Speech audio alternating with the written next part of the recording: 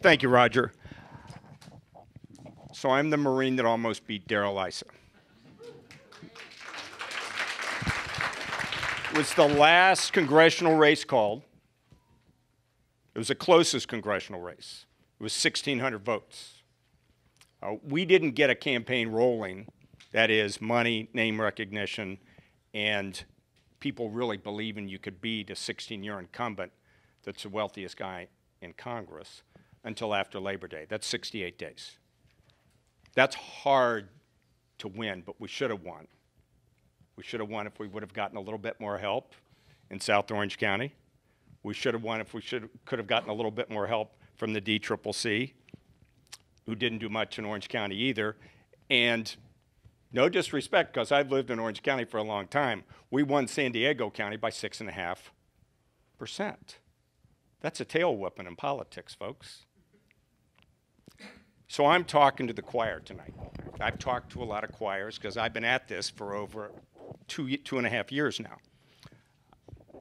I tried to make songs an issue.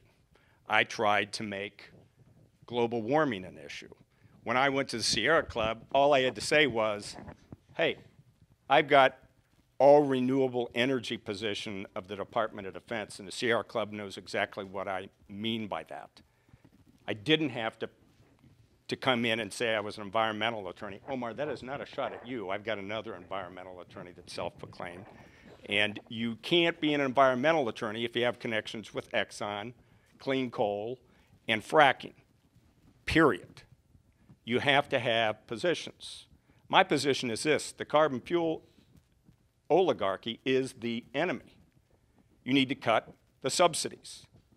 Now, otherwise, and that's why, Kevin, I loved your presentation. You can talk to business guys as a political candidate now. Whether or not it's single-payer health care that I was for last time around, didn't pivot when it got to the general election, or whether or not it's trending of all renewables, wind and solar, just what Kevin was talking about.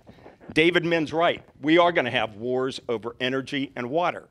I'm a Marine. I've deployed to the Middle East. I've been in a combat zone. So why aren't we winning? I'm talking to the choir now, okay? I'm not arguing with anybody here. Let me just give you a quick explanation of what I see in our effort, in progressives' efforts, Democrats' efforts, and I've lived in Orange County just as much as I've lived in San Diego County. We live in a red area. But what I see across the country, and Las Vegas exemplifies this, is we are becoming more tribal as a society. I recognize it from my time in the Middle East when I was in Ramadi, Fallujah, and on the Syrian border.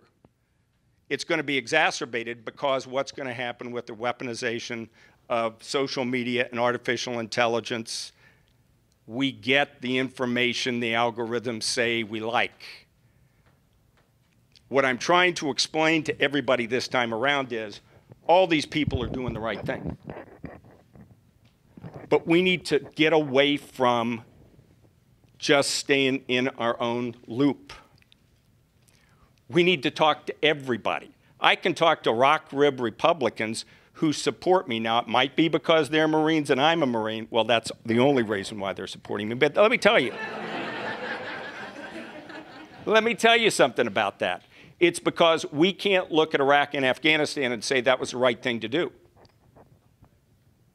We need to start talking about getting out of our bubble and moral choices and taking on the enemy, the carbon fuel oligarchy. I'd be more than happy to talk about this some more, but I'm cut off. But I'll stick around. Thank you very much. You're going to see a lot more of it.